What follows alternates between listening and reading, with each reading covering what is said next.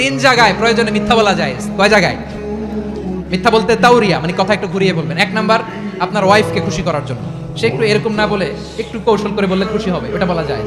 দুই নাম্বার, জীবন মরণের ব্যাপার, জান বাঁচানোর জন্য একটু কৌশল করে ঘুরিয়ে বললেন, এটা জায়েজ। তিন নাম্বার, দুইজন ঝগড়া লাগছে, তাদেরকে মিলিয়ে দেওয়ার জন্য কৌশল করে একটু মিথ্যা বলা, ঘুরিয়ে বলা জায়েজ।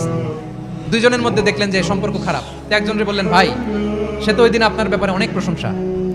কি আমার ব্যাপারে প্রশংসা? তার সাথে তো আমার মারাত্মক সম্পর্ক।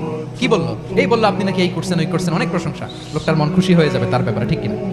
আবার তার সাথে যার ঝগড়া, ওরে যে বলবেন, ভাই ওই দিন তো সে আপনার অনেক অ্যাপ্রিসিয়েশন করলো, অনেক। সে তো অবাক, কি রে বলে কি আমার?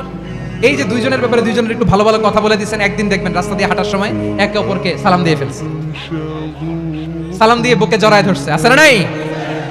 আবার মিলমিশ হয়ে গেছে। কিন্তু আমাদের স্বভাব হইলো, দুই প্রতিবেশী যদি একসাথে বসে একসাথে হাঁটে, দূর থেকে দেখলে আমাদের জলে, আছে না নাই?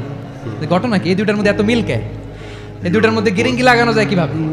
হ্যাঁ, এই বন্ধুত্ব ফ্রেন্ডশিপ নষ্ট করা যায় কিভাবে? এরকম মানসিকতা সবার না, আমাদের অনেকের মধ্যে আছে না নাই? আল্লাহর কাছে তওবা করেন, এই মানসিকতার যেন আমরা না, আমরা মিলিয়ে দিব।